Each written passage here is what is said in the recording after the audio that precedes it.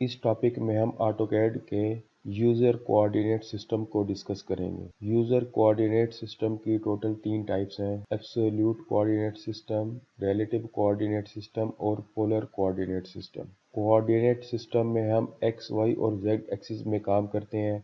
ये हमारा UCS icon है जिसमें एक्स और वाई एक्सिस आपको नज़र आ रहे हैं। जेड एक्सिस इसलिए नज़र नहीं आ रहा क्योंकि हम इस वक्त 2D प्लेन में काम कर रहे हैं। जैसे ही हम 3D प्लेन पे काम करना शुरू करेंगे तो आपको जेड एक्सिस भी नज़र आएगा। अच्छा, ठीक है। यहाँ पर रेड लाइन आपको एक्स एक्सिस की शो हो रही है और ग्रीन लाइन आपको वाई एक्सिस की शो हो रही है।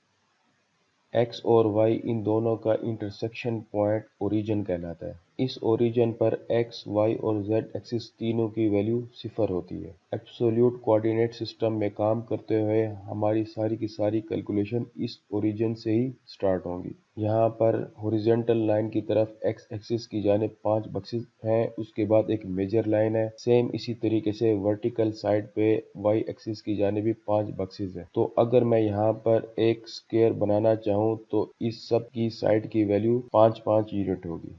अगर मैं अपना स्क्वायर यहाँ से बनाना स्टार्ट करता हूँ तो मैं यहाँ पे लाइन के लिए एल टाइप करके एंटर करूँगा और यहाँ पे आप इस बात का ख्याल रखें कि मैं जो भी पहली वैल्यू एंटर करूँगा वो हमेशा एक्स एक्सिस की होगी और दूसरी वैल्यू वाई एक्सिस की और तीसरी वैल्यू जेड एक्सिस की होगी। क्योंकि हम इस तरह 2D प्लेन में काम कर रहे हैं इसलिए मैं सिर्फ और सिर्फ एक्स एक्सिस की और वाई एक्सिस की वैल्यू टाइप करूंगा। तो पहली वैल्यू एक्स एक्सिस के लिए मैं 5 टाइप करता हूँ। 5 लिख के आप कॉमा टाइप करेंगे, उसके बाद वाई एक्सिस के लिए 0 और एंटर। तो आप देखेंगे कि आपका पहला पॉइंट अप्लाई हो गया। 5 यूनिट एक्स एक्सिस की जानिब लगाने के लिए आप अब 10 टाइप करेंगे, 10,0 और एंटर। एक्स एक्सिस के लिए मैंने पहली वैल्यू 10 इसलिए एंटर की क्योंकि ओरिजिन से यहाँ तक का फासला 5 यूनिट और यहाँ तक का फासला 10 यूनिट और y का फासला 0 है। अब अगर मैंने 5 यूनिट ऊपर की जानिब जाना हो तो मैं x एक्सिस की वैल्यू 10, y की वैल्यू 5 एंटर करूंगा और लेफ्ट साइड पे जाने के लिए मैं x एक्सिस की वैल्यू 5,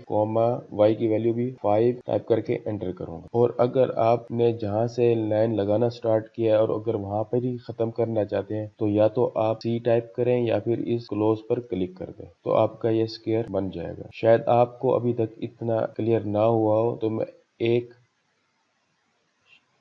स्क्वायर और बना के आपको दिखाता हूँ। जैसा कि मैं अब अगला स्क्वायर इस पॉइंट से स्टार्ट करना चाहता हूँ तो आप देखेंगे कि यहाँ पर x की वैल्यू 5, 10, 15 तो हमारी x की वैल्यू पहली 15 की लगेगी और y की वैल्यू हमारी 0 ही रहेगी क्योंकि हम वर्टिकल साइड पे नहीं जा रहे। तो लाइन के लिए मैं फिर से लाइन पे क्लिक करता हूँ और पहली वैल्यू 15, y की वैल्यू 0 एंटर। अब अगर मैं y के लिए 5 यूनिट ऊपर की जानिब जाना चाहता हूँ तो हमारी x की वैल्यू उसी तरीके से 15, और y के लिए क्योंकि हम 5 यूनिट ऊपर जा रहे हैं तो 5 और एंटर करेंगे। अब अगर मैं राइट साइड पर इस साइड पर 5 यूनिट बढ़ाना चाहता हूँ तो x की वैल्यू हमारे पास क्या होगी 20 और y की वैल्यू 5 एंटर। और अगर मैं 5 यूनिट नीचे की जानिब आना चाहूँ तो x की वैल्यू फिर से 20, y की वैल्यू 0 एंटर। और सेम इसी तरीके से यहाँ पर जाने के लिए मैं अगर C टाइप करके एंटर करता हूँ तो हमारा ये स्क्वायर भी बन जाएगा। ये तो x और y की वैल्यू दोनों मैंने पॉजिटिव लगाई। अगर मैं